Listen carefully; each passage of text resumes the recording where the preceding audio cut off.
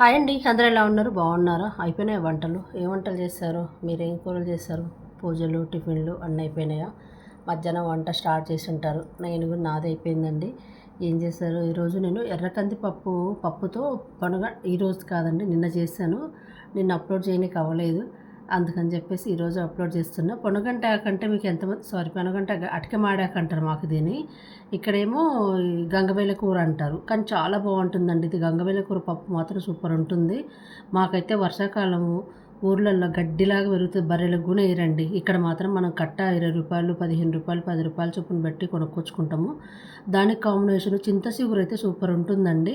అందుకని చెప్పేసి నేను నా దగ్గర మనం చెప్పాను కదా, ఎండిపోయిన చిగురు ఎండబెట్టుకొని సమ్మర్లో దొరికినప్పుడు స్టోరేజ్ చేసి పెట్టేసుకొని ఇలా ఎప్పుడు కావాలనుకుంటే అప్పుడు వాడతాను.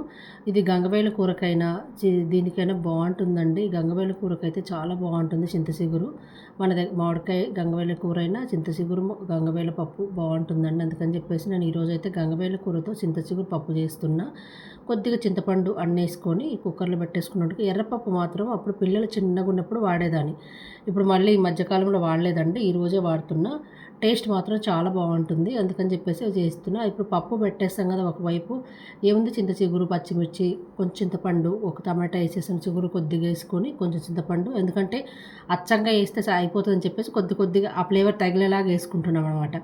అవన్నీ వేసేసుకొని కుక్కర్ పెట్టి 4 విజిల్ రానిచ్చేసి పక్కకు పెట్టేస్తాను. బంగాళదుంప, తోటకూర ఏపుడు కోసం మాత్రం తోటకూర సన్నగా కట్ చేసుకున్న బంగాళదుంప మన సిప్స్ లాగా రౌండ్ ముక్కల్లా కట్ చేసి పెట్టేసుకొని, అదేవిధంగా దాంట్లోకి ఉల్లిపాయలు పెద్ద సైజు ఒక ఉల్లిపాయ కట్ చేసి పోపు వేసుకుందామండి. ఆయిల్ వేడెక్కాక పోపు గింజలు, ఉల్లిపాయలు, కరివేపాకు, ఎండుమిర్చి వేసుకొని అవి కాస్త ఏగినాక బంగాళదుంపలు సన్నగా ఎడల్పుగా మన సిప్స్ ఎలా కట్ చేసుకుంటాం అలా కట్ చేసుకున్నాం కదా, అవి నీళ్ళల్లోంచి తీసేసేసుకొని కాస్త హైలో పెట్టుకొని వేయించుకుందాం. హైలో పెట్టుకుంటే మనకు మెత్తబడకుండా బాగుంటుంది. మంచిగా కొంచెం మెత్తబడింది ఆలు ముక్క అనుకున్నప్పుడు తోటకూర కూడా శుభ్రంగా కడిగి పెట్టేసుకుని సన్నగా కట్ చేసి పెట్టుకున్నాండి. వాటర్ అంతా వచ్చిపోయినాక తోటకూర కూడా వేసేసుకొని ఉప్పు, పసుపు బంగాళదుంప వేసినప్పుడే వేసుకున్నాం కదా, ఇప్పుడు దీంట్లో అలా వేసుకొని కలుపుకుంటూ హైలో పెడితే మంచిగా తోటకూరతో పాటు బంగాళదుంప కూడా మగ్గిపోతుంది.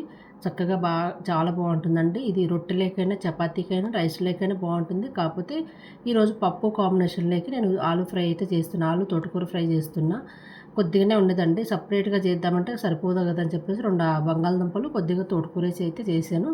దాంట్లోకి మాత్రం కొంచెం ఇప్పుడే రోట్లో ఎల్లుల్లిపాయ, జీలకర్ర దంచేసుకుని కచ్చబిచ్చిగా దంచుకొని కొద్దిగా కారం, మన కారానికి తగ్గట్టు కారం వేసేసుకొని, ఉప్పు సరిపడేదని కొంచెం ఉప్పు, ఎల్లుల్లిపాయ కారం వేసేసుకొని చక్కగా కలిపేసుకుంటే, ఒక్క ఎల్లుల్లిపాయ చిన్న ముక్క వేయి పెద్ద ముక్క వేసినా కానీ మంచి ఫ్లేవర్ అండి. చాలా బాగుంటుంది. ఎల్లుల్లిపాయ ఫ్లేవరే అసలు భలే బాగుంటుంది. ఏ కూరలు వేసినా కానీ ఆ ఘాటు అనేది బయటికి పోకుండా కొద్దిసేపు మూత పెట్టేసి అలా సిమ్లో చేసేసుకుంటే చాలా బాగుందండి. చక్కగా చూడండి, పొడి పొడిగా తోటకూర బంగాళదుంప ఎప్పుడైతే రెడీ అయిపోయింది. నిజంగా చాలా బాగుండేదండి. టేస్ట్ అయితే సూపర్ ఉండేది. అలా ఒట్టిదిగానే తినొచ్చు మనం. ఒకవేళ అన్నంలో కాకుండా మిగిలిపోతే ఒట్టిదని తినొచ్చు. తోటకూర ఫ్రై అయిపోయింది కదా, పప్పు అయిపోయింది. కుక్కర్ తీసేసుకొని కాస్త ఉప్పు వేసుకొని పప్పు అంతా మెదుపుకొని పోపు పెట్టుకుందాం. కానీ కొద్దిగా లూజుగా ఉన్నట్టుంది. వాటర్ తిద్దాం అనుకున్నాం కానీ అలా మనం పోపు వేసుకున్నప్పుడు ఎలానో ఉడికిస్తాం కదా, గట్టి పడుతుంది, సరిపోతుంది అని చెప్పేసి.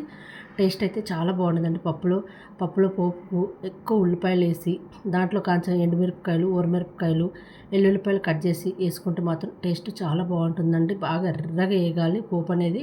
అప్పుడే మనకు పప్పు టేస్ట్ అనేది సూపర్ ఉంటుంది.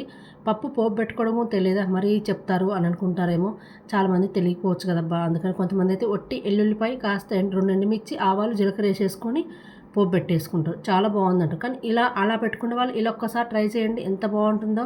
ఉల్లిపాయలు ఎక్కువ వేసుకొని మరి మంచిగా నూనె వేసి కొంచెం బాగా అన్నీ ఎక్కువ వేసుకుంటే పప్పు ఎంత కమ్మగా ఉంటుందో, చాలా బాగుంటుంది.